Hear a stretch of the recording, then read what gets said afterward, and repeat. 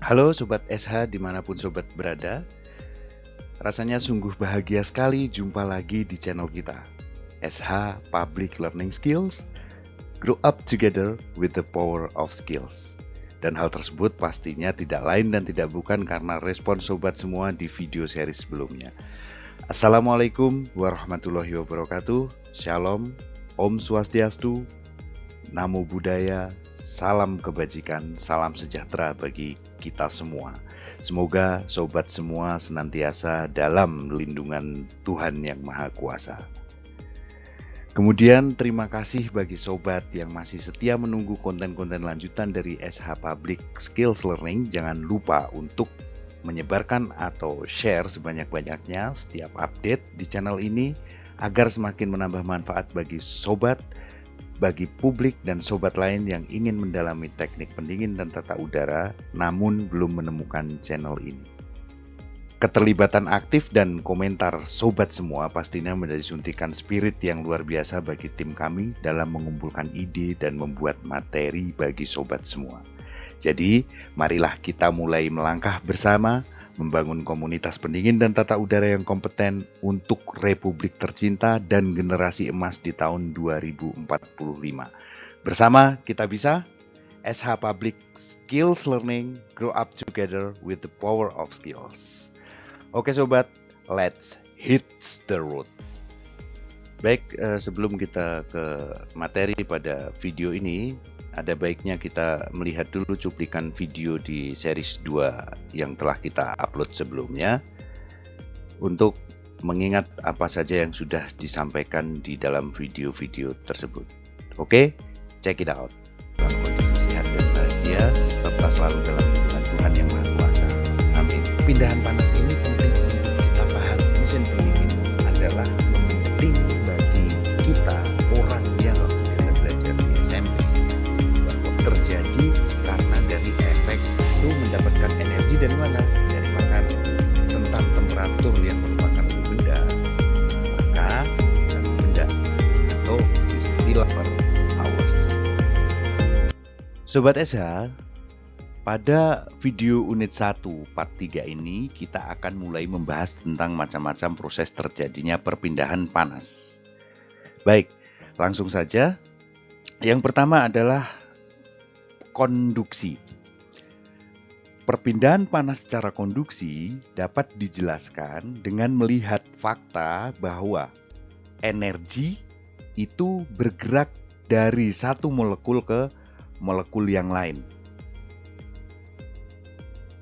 Hal tersebut menyebabkan molekul terdekat akan melakukan perilaku yang sama dengan molekul yang lebih cepat.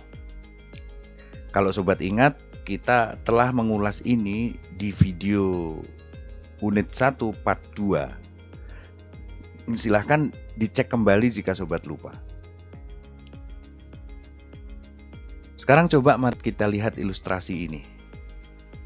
Jika kita memegang ujung logam tembaga, kemudian ujungnya diberikan panas, maka dalam waktu beberapa saat, ujung yang kita pegang akan terasa panas juga.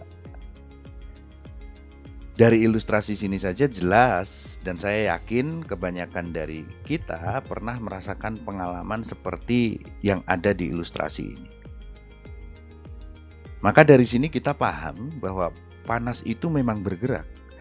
Panas itu memang merambat. Betul? Anyway, penting untuk kita garis bawahi dan diingat bahwa kecepatan rambat panas itu tidak berlaku sama di seluruh jenis bahan atau benda. Setiap benda memiliki susunan molekul berbeda. Ini akan mempengaruhi perilaku molekul atau respon molekul ketika diberikan energi panas. Sekali lagi, kecepatan rambat panas tidak berlaku sama pada seluruh jenis benda atau bahan. Setiap benda memiliki susunan molekul yang berbeda yang akan mempengaruhi perilaku molekul tersebut atau respon molekul tersebut ketika diberi energi panas. Sekarang mari kita coba memvisualisasikan. Apakah molekul besi sama dengan molekul kayu? Tidak. Apakah molekul kayu sama dengan molekul air? Kan tidak. Kemudian, apakah molekul air sama dengan molekul udara? Tidak juga. Oke, jadi setiap benda itu memiliki struktur molekul yang berbeda. Contoh lain di sini, kita punya bahan tembaga dan bahan besi. Keduanya ini memiliki kecepatan rambat yang berbeda atau kemampuan hantar panas yang berbeda. Begitu juga dengan bahan kaca. Kaca memiliki daya hantar yang kurang baik. Nah, kemampuan menghantarkan panas ini disebut dengan istilah konduktivitas panas. Ini akan linier dengan konduktivitas arus listrik. Atau bahasa sederhananya, benda dengan konduktivitas panas baik juga akan memiliki konduktivitas listrik yang baik juga. Sebagai contoh adalah bahan tembaga. Tembaga merupakan konduktor yang baik, sedangkan bahan kaca atau mika bukan merupakan konduktor yang baik. Oleh karena itu, mika biasa digunakan sebagai isolator atau kaca juga biasa digunakan sebagai isolator. Nah, ilustrasi berikut akan menjelaskan secara lebih rinci lagi untuk membantu kita dalam mengimajinasikan bahwa kecepatan rambat panas setiap benda itu berbeda. Dari ilustrasi ini di sana terdapat dua buah pagar ya, pagar besi dan pagar kayu. Nah, ini adalah contoh yang paling mudah dan nyata untuk memahami tentang konduktivitas panas. Ya. Misalnya di pagi hari subuh, dengan membandingkan sensasi yang dirasakan oleh tangan kita pada saat menyentuh pagar yang terbuat dari besi dan pagar yang terbuat dari kayu. Kita bisa merasakan besi akan terasa lebih dingin.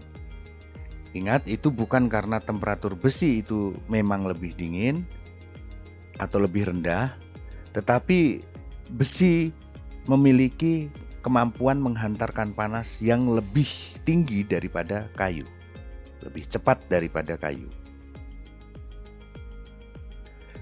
Sehingga jika sobat ingat video part 1, di mana fakta bahwa dingin itu adalah akibat dari kehilangan panas, maka dengan contoh ini, ketika tangan kita menyentuh besi yang mampu menyalurkan panas lebih baik daripada kayu, maka tangan kita akan lebih cepat kehilangan energi panas daripada dibanding ketika kita menyentuh pagar yang terbuat dari bahan kayu.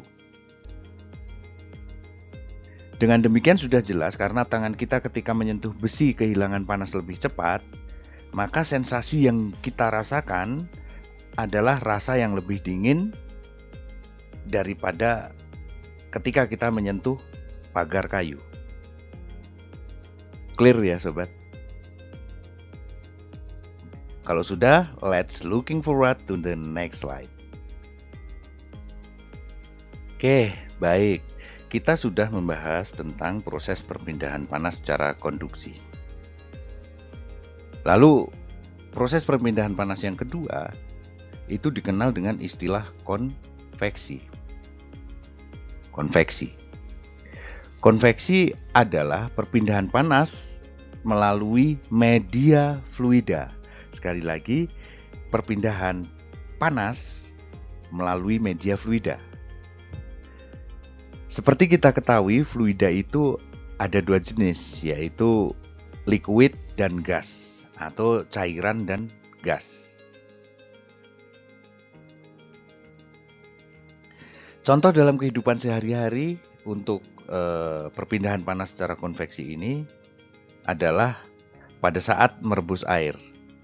Proses perambatan panas di antara molekul air di dalam panci adalah peristiwa konveksi, di mana Konveksi berasal dari kata convey yang berarti membawa.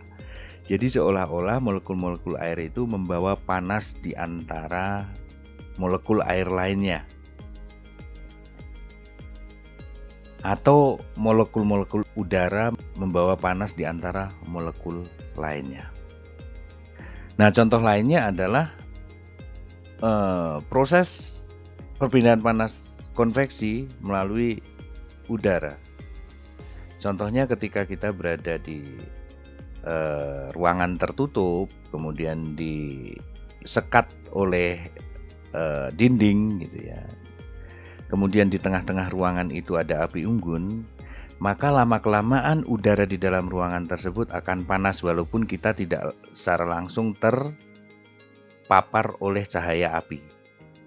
Nah, proses perpindahan panas dari api melalui molekul-molekul udara itulah yang disebut konveksi. Seperti yang telah disebutkan sebelumnya, terjadi perambatan panas melalui udara atau fluida gas. Jadi sesimpel itu penjelasan konveksi. Sampai di sini gimana Sobat SH? Mudah dimengerti bukan? Oke, baik. Kalau gitu kita lanjut ke next slide. Nah, berikut adalah terakhir dari proses perpindahan panas. Apa itu? Ya, tepat sekali. Radiasi. Cara paling baik untuk menjelaskan radiasi adalah menggunakan matahari sebagai sumber panas. Sebagaimana kita tahu bahwa jarak matahari kurang lebih 150 juta kilometer sampai ke permukaan bumi. Tetapi kita masih dapat merasakannya walaupun panas matahari harus melewati ruang angkasa yang hampa udara. Jadi dari sini, radiasi adalah satu-satunya proses perpindahan panas yang dapat melewati ruang hampa udara dan tidak menyebabkan panas ruangan sekitar yang dilewatinya. Dan panasnya akan terserap langsung oleh benda yang pertama kali menerima panas tersebut. Contohnya ketika kita berada di tempat yang sejuk di puncak gunung waktu mendaki gunung di siang hari, panas terik, maka udara di atas gunung itu akan terasa dingin, tetapi ketika kulit kita menerima cahaya matahari kita bisa merasakannya. Itulah efek dari perpindahan panas secara radiasi. Nah, Sobat SH, sampai di sini di konten video part 3 ini kita telah membahas 3 proses perpindahan panas, yaitu konduksi, konveksi, dan radiasi. Semoga Sobat semua mendapatkan pemahaman yang jelas ya. Untuk video part selanjutnya kita masih akan melakukan pembahasan di seputaran panas, yaitu tentang istilah panas sensibel, panas laten, apa saja jenis panas laten, kapan waktu terjadinya panas laten dan panas sensibel, dan banyak lagi konstanta panas yang akan menjadi modal pemahaman yang kuat bagi kita di bidang pendingin dan tata udara yang harus dipahami. Oleh karena itu Sobat, doakan tim SH Public Skills Learning senantiasa sehat agar bisa lebih produktif lagi dalam membuat konten-konten yang komprehensif. Terima kasih. Wassalamualaikum warahmatullahi wabarakatuh. Shalom, Om Swastiastu, Namo Buddhaya, salam kebajikan. SH Public Skills Learning, grow up together with the power of skills. Salam kompeten.